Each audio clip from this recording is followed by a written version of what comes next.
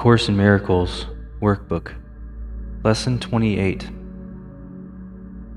Above all else, I want to see things differently. Today we are really giving specific application to the idea for yesterday. In these practice periods, you will be making a series of definite commitments. The question of whether you will keep them in the future is not our concern here. If you are willing at least to make them now, you have started on the way to keeping them, and we are still at the beginning. You may wonder why it is important to say, for example, above all else, I want to see this table differently. In itself, it is not important at all. Yet, what is by itself? And what does in itself mean? You see a lot of separate things about you, which really means you are not seeing at all. You either see or not. When you have seen one thing differently, you will see all things differently. The light you will see in any one of them is the same light you will see in all of them. When you say, above all else, I want to see this table differently, you are making a commitment to withdraw your preconceived ideas about the table and open your mind to what it is and what it is for. You are not defining it in past terms. You are asking what it is, rather than telling it what it is. You are not binding its meaning to your tiny experience of tables, nor are you limiting its purpose to your little personal thoughts. You will not question what you have already defined, and the purpose of these exercises is to ask questions and receive the answers.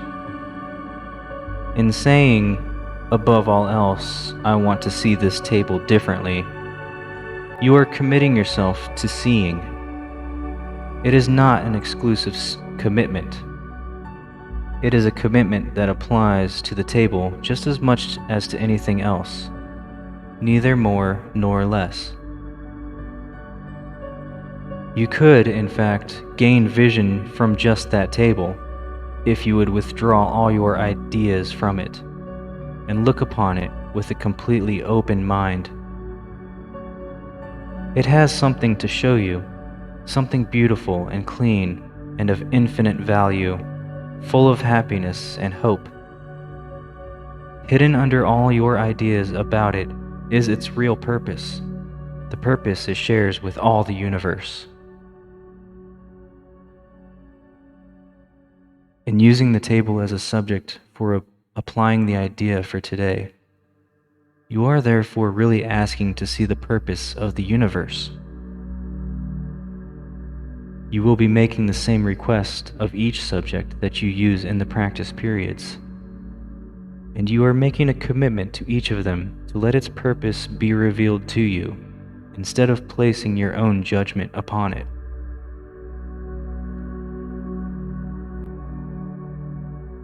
We will have 6 2-minute practice periods today, in which the idea for the day is stated first, and then applied to whatever you see about you.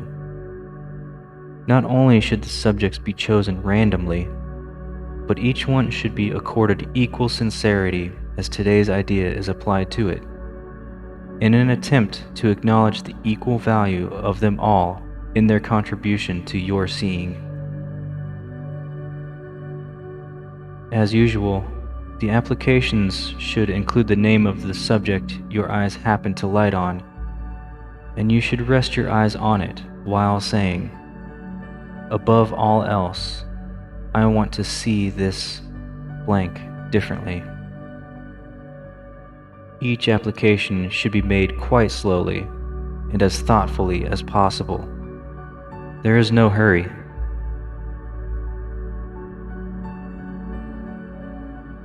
Now, repeat to yourself, above all else, I want to see things differently.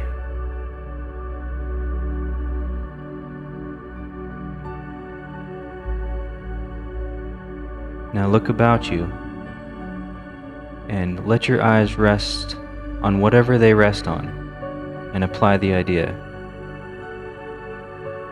Example might be, above all else, I want to see this chair differently.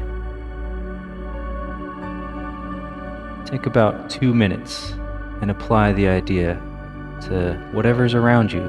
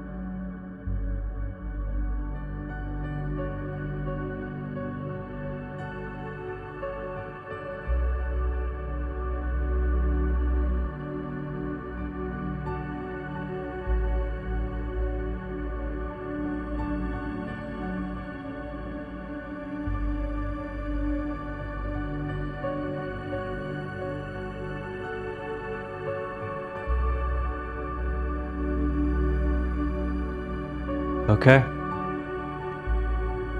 This concludes Lesson 28. Revisit these exercises at least 5 more times today before the end of the day. Remember, you could gain vision from just that table or that chair. If you would withdraw all your own ideas from it and look upon it with a completely open mind, it has something to show you, something beautiful and clean and of infinite value, full of happiness and hope. Hidden under all your ideas about it is its real purpose. The purpose it shares with all the universe.